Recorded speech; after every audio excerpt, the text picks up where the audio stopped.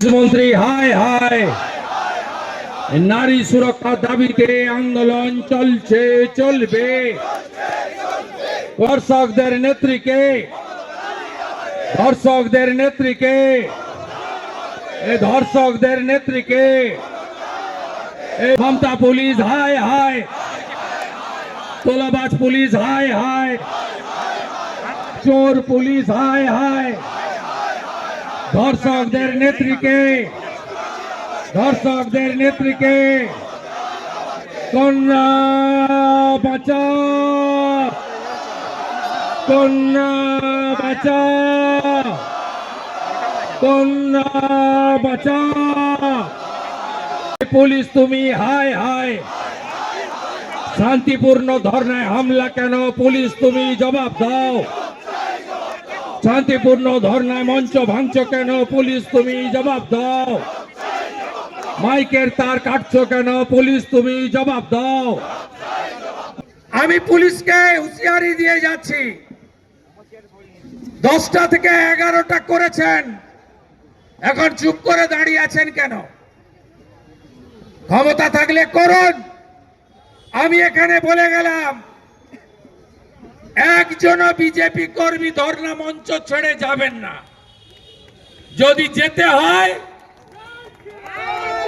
পুলিশের প্রেজেন্ট মানে যাবেন, নিজেরা যাবেন না। আর কি করে মমতা পুলিশকে শিক্ষা দিতে হয়?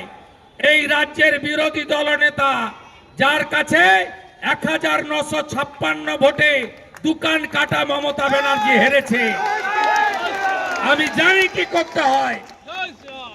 89 বার বিজেপিকে এলওপিকে হাইকোর্টে যেতে হয়েছে, দরকার হলে আবার যাব। আমার কন্যা আমার বোনের সম্মানের জন্য বিজেপি রাজ্য সভাপতি শ্রমিক ভট্টাচার্যের নেতৃত্বে 1 ইঞ্চি জমি ছাড়বে না। আমি ডাক্তারদের কাছে গিয়ে জিজ্ঞেস করতাম, আমাদের মেয়েটি কেমন আছে? ভালো আছে তো? মেয়েটিকে সুস্থ করে আমরা প্রভু জগন্নাথের ভূমি উড়িষ্যা পাঠাতে পারবো তো? এইটুকু জিজ্ঞেস করার সুযোগও বিরোধী দলনেতাকে দেওয়া হয়নি। সকাল 8টায় হসপিটালের ম্যানেজমেন্ট ফোন করছেন, আমরা ভীষণ চাপে আছি, ডাক্তারদের বলে দেওয়া হয়েছে কোথাও মুখ খুলবেন না, কোথাও খুলবেন না। এইটাই হচ্ছে ক্রুয়েল লেডি, যাকে আমি বলি লেডি কিম, মমতা ব্যানার্জির আসল চরিত্র, আসল মুখোশ, মুখ প্রমাণিত এই নিষ্ঠুর মহিলা। একটু আগে আমার সঙ্গে যখন পিতৃদেব ছিলেন, ফোন এলো, উড়িষ্যা মহিলা কমিশন গেটের বাইরে দাঁড়িয়ে আছে, তাদেরকেও হসপিটালে ঢুকতে দেওয়া হচ্ছে না। এই জঙ্গলের রাজত্ব কায়েম করেছেন মমতা ব্যানার্জি। আমি পিতৃদেবকে জিজ্ঞেস করলাম, সন্তোষের অফিসে দেখা হলো, তিনি কেঁদে আমার কাছে ভেঙে পড়লেন।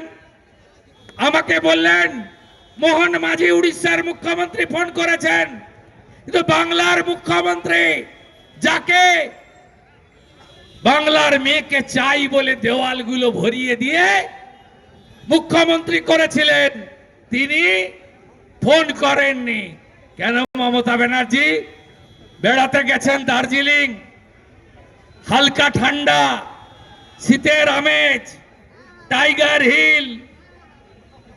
আজকে মমতা ব্যানার্জিকে প্রশ্ন করি, চার্টার ফ্লাইট আছে, হেলিকপ্টার আছে, অন্ডালে আসতে পারলেন না? অন্ডালে এসে হসপিটালে গিয়ে মেয়েটাকে বললেন না, মা মা তুমি কেমন আছো? ডাক্তার বাবুদের জিজ্ঞেস করলেন না যে আমার মেয়েটাকে ভালো করুন? এইটাই মমতা ব্যানার্জির কাছে কেউ আশা করে না।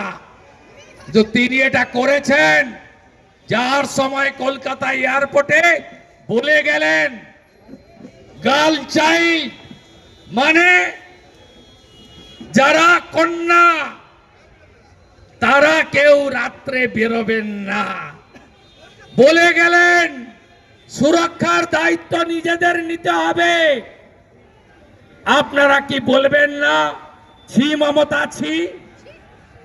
বলবেন না ভাই? ওদের সঙ্গে কথা বলবেন না। ওই ভাই, ভাই বিজেপির যুবকর্মীরা এদিকে আসুন, ধর্ণা মঞ্চে আসুন, ধর্ণা মঞ্চে আসুন। ওরা ফাঁদ পাচ্ছে।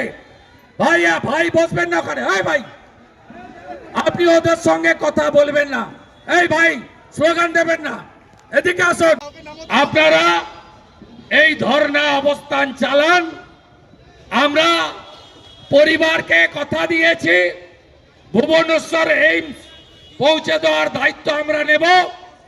পরিবারকে কথা দিয়েছি সমস্ত রকম সহযোগিতা আমরা করব এবং উড়িষ্যার মুখ্যমন্ত্রী কথা দিয়েছেন, আমিও দায়িত্ব নিয়েছি মেয়েটার ভবিষ্যৎ যাতে সুরক্ষিত থাকে। কারণ ওনার পিতৃদেব 80 লক্ষ টাকা দিয়েছে এই সজ্জন ঝুনঝুনওয়ালার আইকিউ সিটি প্রাইভেট কলেজকে, 80 লক্ষ টাকা দিয়েছেন। কিন্তু আমি বাঙালি হিসেবে লজ্জিত। আজকে উড়িষ্যার গার্ডিয়ান বলছে মেয়েকে বাংলাতে আমি পড়াবো না। ছি মমতা, ছি মমতা, ছি মমতা, ছি মমতা।